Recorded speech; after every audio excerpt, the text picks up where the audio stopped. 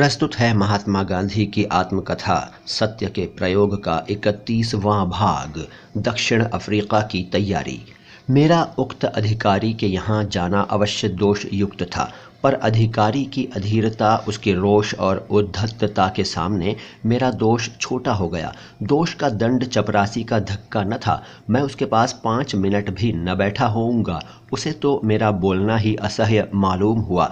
वो मुझसे शिष्टतापूर्वक जाने को कह सकता था, पर उसके अधिकार के मद की कोई सीमा न थी। बाद में मुझे पता चला कि इस अधिकारी के पास धीरज नाम की कोई चीज़ थी ही नहीं। अपने यहाँ आने वाले का अपमान करना उसके लिए साधारण बात थी।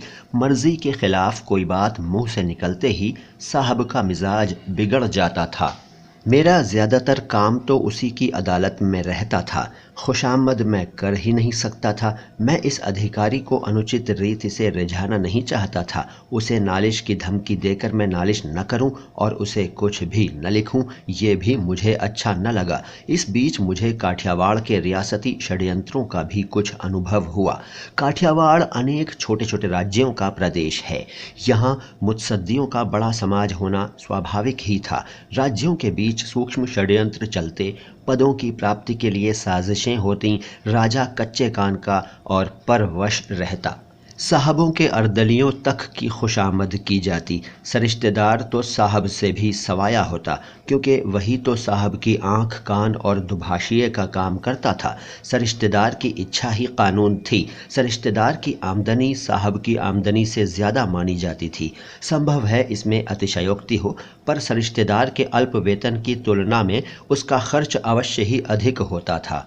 ये वातावरण मुझे विष सा प्रतीत हुआ। मैं अपनी स्वतंत्रता की रक्षा कैसे कर सकूंगा, इसकी चिंता बराबर बनी रहती। मैं उदासीन हो गया। भाई ने मेरी उदासीनता देखी। एक विचार ये आया कि कहीं नौकरी कर लूं तो मैं इन खटपटों से मुक्त रह सकता हूं, पर बिना खटपट के दीवान का या न्यायाधीश का पद कैसे मिल सकता था। वकालत करने में साहब के साथ का झगड़ा बाधक बनता था। पोरबंदर में एडमिनिस्ट्रेशन नाबालिगी शासन था। वहाँ राणा साहब के लिए कुछ सत्ता प्राप्त करने का प्रयत्न करना था। मेर लोगों से ध्यान उचित से अधिक वसूल किया जाता था। इसके सिलसिले में भी मुझे वहाँ के एडमिनिस्ट्रेटर से मिलना था। मैंने देखा कि एडमिनिस्ट्रेटर यद्यपि हिंदुस्तानी हैं, तथापि उनका रोब दाब तो साहब से भी अधिक है।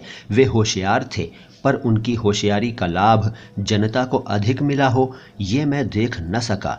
राणा साहब को थोड़ी सत्ता मिली। कहना होगा कि मेर लोगों को तो कुछ भी न मिला।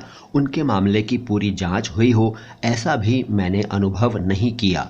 इसलिए यहाँ भी मैं थोड़ा निराश ही हुआ। मैंने अनुभव किया कि न्याय नहीं मिला। न्याय पाने के लिए मेरे पास कोई साधन न था। बहुत करें तो बड़े साहब के सामने अपील की जा सकती है। वे राय देंगे, हम इस मामले में दखल नहीं दे सकते।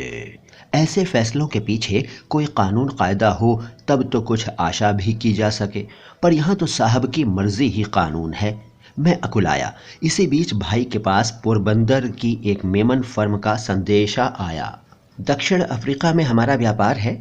हमारी फर्म बड़ी है। वहाँ हमारा एक बड़ा मुकदमा चल रहा है। 40,000 पाउंड का दावा है। मामला बहुत लंबे समय से चल रहा है। हमारे पास अच्छे से अच्छे वकील बारिस्टर हैं। अगर आप अपने भाई को भेजें तो वे हमारी मदद करें और उन्हें भी कुछ मदद मिल जाए। वे हमारा मामला हमारे वकील को अच्छी तरह से समझा सकेंगे। इसके सिवा वे नया देश देखेंगे और कई नए लोगों से उनकी जान पहचान होगी।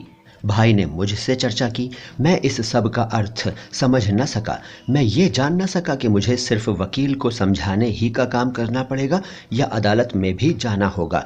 फिर भी मैं ललचाया। दादा अब्दुल्ला के साझी मरहूम सेठ अब्दुल करीम झवेरी से भाई ने मेरी मुलाकात कराई। सेठ ने कहा, आपको ज़्यादा मेहनत नहीं करनी होगी। बड़े बड़े साहबों से हमारी दोस्ती है, उनसे आपकी जान पहचान होगी। आप हमारी दुकान में भी मदद कर सकेंगे। हमारे यहाँ अंग्रेज़ी पत्र व्यवहार बहुत होता है, आप उसमें भी मदद कर सकेंगे। आप हमारे बंगले में ही रहेंगे, इससे आप पर खर्च का बिल्कुल बोझ नहीं पड़ेगा। मैंने पूछा, आप मेरी सेवाएं कितने समय के लिए चाहते हैं? आप मुझे वेतन क्या देंगे? हमें 1 साल से अधिक आपकी ज़रूरत नहीं रहेगी। आपको पहले दर्जे का मार्ग व्यय देंगे और निवास तथा भोजन खर्च के अलावा 105 पाउंड देंगे। इसे वकालत नहीं कह सकते, ये नौकरी थी, पर मुझे तो जैसे भी बने हिंदुस्तान छोड़ना था। नया देश देखने को मिलेगा और अनुभव प्राप्त होगा, सो अलग। भाई को 105 पाउंड भेजूंगा तो घर का खर्च चलाने में कुछ मदद होगी। ये सोचकर मैंने वेतन के बारे में बिना कुछ झिक झिक किए ही सेठ अब्दुल करीम का प्रस्ताव स्वीकार कर लिया और मैं दक्षिण अफ्रीका जाने के लिए तैयार हो गया। दोस्तों, ये था महात्मा गांधी की आत्मकथा सत्य के प्रयोग का 31वां भाग। इससे आगे की बातें आगे के एपिसोड्स में होंगी। अगर आपने इससे पहले वाले एपिसोड्स नहीं सुने हैं तो ज़रूर सुनिए। इस चैनल को सब्सक्राइब नहीं किया है तो कर लीजिए, और इस वीडियो को, इस ऑडियो को लाइक नहीं किया है तो लाइक भी कर लीजिए। मैं मोइन शम्सी हूँ। ये चैनल है नो बकवास बातें खास। शुक्रिया।